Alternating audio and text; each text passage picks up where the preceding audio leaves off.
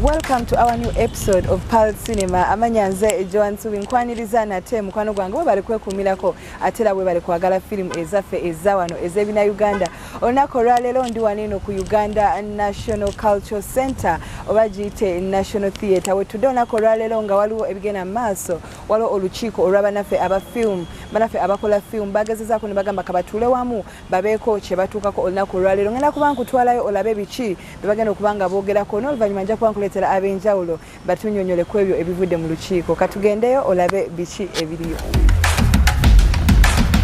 Amanya gange nze Aisha Namatovu nga ndi President General wa Palwood organization, umbrella organization y'aba filmmakers in Uganda ngegasa abakozi ba film bonna mu Uganda abazanyi abakati bonna nga leero tuli wano mu meeting to petition in the Deputy Speaker of Parliament okutuyamba mu bitwetaaga like filmmakers, and this is the letter written 19th March 2024.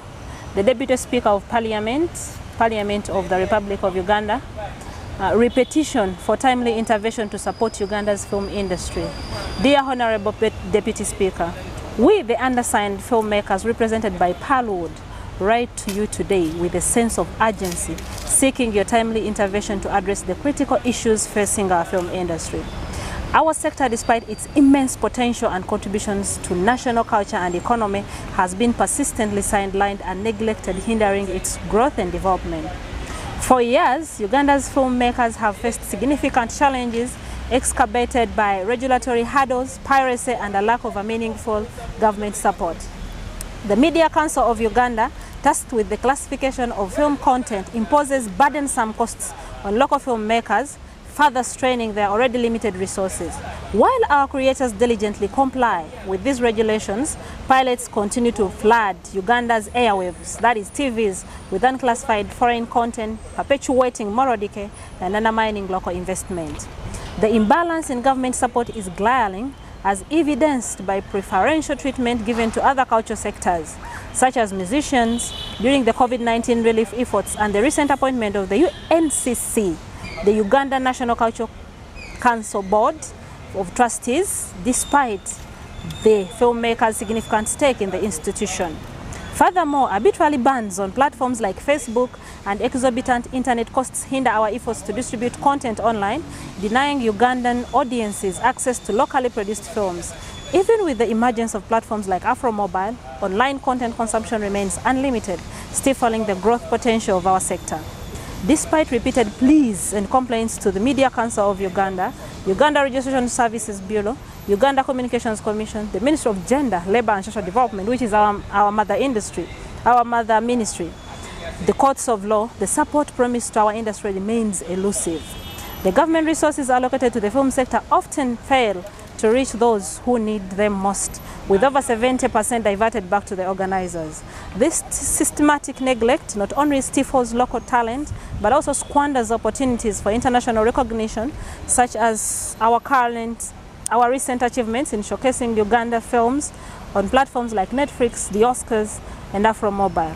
We firmly believe that creating a free and fair market for all content creators is not an unreasonable request. Therefore, we humbly petition you, Honorable Deputy Speaker, to take decisive action to address these pressing issues. We urge you, Parliament, to 1. Ensure an immediate total ban on airing, stock broadcasting of illegal, unclassified and pirated films in Uganda, as this will not only protect and promote Uganda's culture, values and interests, but will also facilitate investment in art, widen government tax base, provide conducive employment space for the young people, and protect the citizens from consumption of harmful content. Ensure equitable allocation of government resources to also support local filmmakers by enabling the sector to establish a cinema distribution structure necessary for the sustainable growth and development of the sector. Advocate for measures that facilitate the distribution of Uganda content online, including measures to lower internet costs and remove unnecessary restrictions on social media platforms.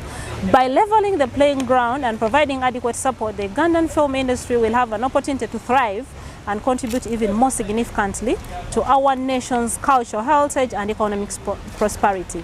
We implore you to champion our cause and stand with us in our quest for a thriving and vibrant film industry in Uganda. Your leadership and support is crucial in ensuring that our voices are heard and our concerns are addressed. Thank you for your attention to this matter. We eagerly await your swift and decisive action. Yours sincerely, Namatovaisha Simwe, the President General Palwood, signing on behalf of all filmmakers, and attached are the names and signatures of the petitioners.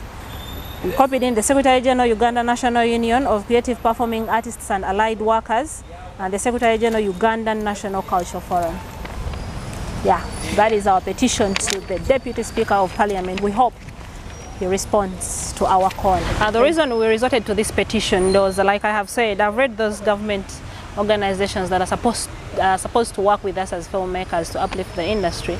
Njogedeko about Media Council of Uganda. I've talked about the Uganda Regional Services Bureau, Uganda Communications Commissions.